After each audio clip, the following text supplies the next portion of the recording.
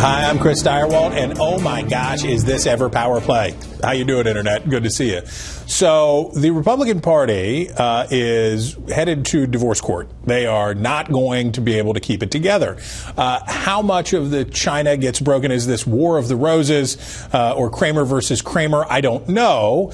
But certainly this week we saw an acceleration as Donald Trump made clear that he would not abide by the pledge that he signed to the Republican Party to honor and support the nominee of the party.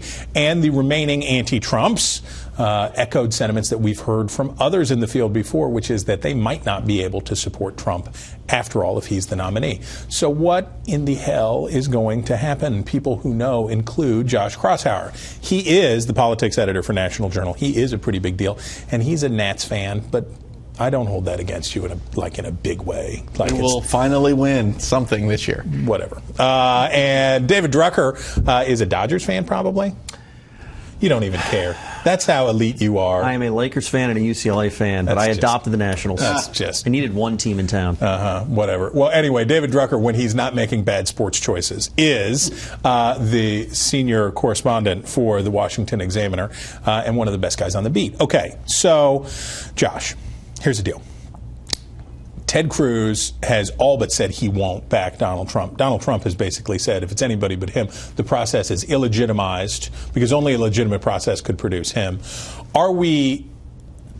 Every cycle, we hear some of the same things, which say if the base will stay home, if Rick Santorum is denied, da-da-da-da-da. But in the end, they patch things up mostly, and you end up with Republican and Democratic nominees that get 92, 95, 97% of their own party.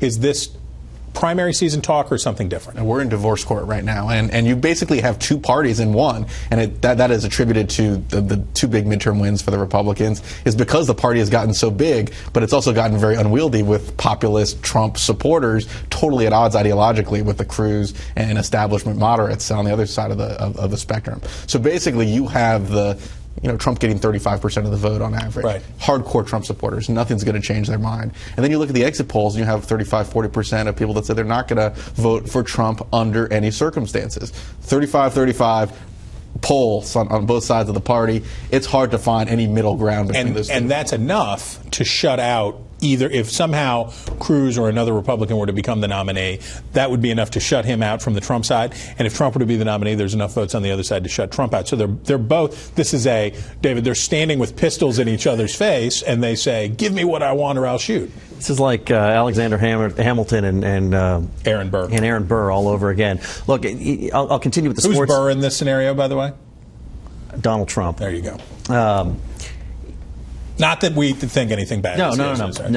Look, I think there are some things you bring up a good point that usually after contentious primaries, the parties patch things up and they go about their merry way. I think on the Republican side, there's a key difference here in that the differences between sort of, if you will, the Trump wing, and I'm laughing here, Cruz and the establishment moderates. I know. If you said, what is the only thing that could bring the conservative base of the Republican Party together with the establishment, you would have said swarm of locusts, nuclear war, threat, right, or Trump. Yes.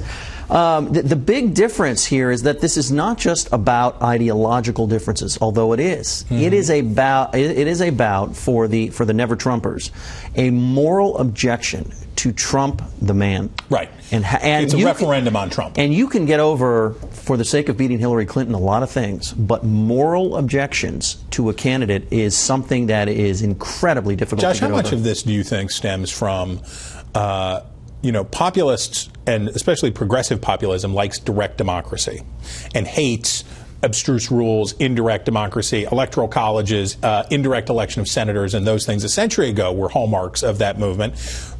Populism today doesn't like abstruse party rules that have things like, well, there's 12% of unbound delegates, and if you don't get on the Rules Committee from Louisiana, you don't get to pick the other guy. How much is a failure to understand, and how much of it is just an understanding but a genuine resentment? The rules exemplify the establishment. I mean, right. You need to know the rules of the game in order to win the game. Like if you don't know that in the NFL that a touchback is put you at the 25-yard line next year, you're going to lose a lot of games. Right. So it's on the shoulders of the Trump campaign to figure out the rules and play them to their advantage. But they are out of their element. I think they're not, even though they've made some late hires. The Cruz folks especially, and also the Kasich folks, understand the rules a lot better. They know the apparatus. They're creatures of it. And this is where, like, if Wisconsin goes Cruz, odds are we are going to head to a contested convention, and having that mechanical knowledge is going to play a big advantage. And I think if Trump doesn't, come within 10 delegates of 1237, it's very unlikely at this point. And I would agree. I would say maybe the number's 30, but if he's in a small, right, it is small numbers. If he does not win on first ballot, he does not win. Okay, but here's the question.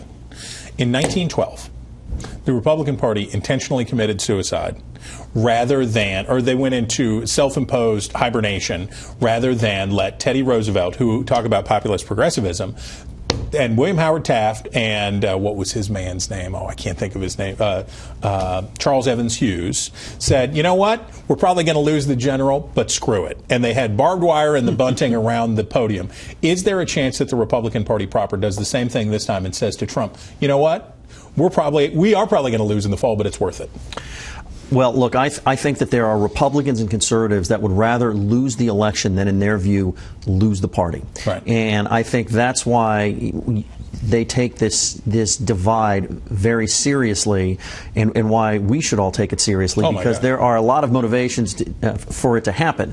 And I think the other thing that's important to understand here is that the party, in one sense, finds itself at a crossroads, but on the other hand, we get to the crossroads. You got half the never Trump, you got half the Trump voters that believe every word he says. Right. You got half that think he's making it all up just to get elected, but they're fine with that. Right. They love it anyway. They love it anyway. Well, we love whatever you guys say anyway. It's good. Josh, thanks for being here, even though he took up all your time. And you, Internet, it's Drucker. And you, Internet, we thank you for coming by, and we hope you come back for more Power Play real soon.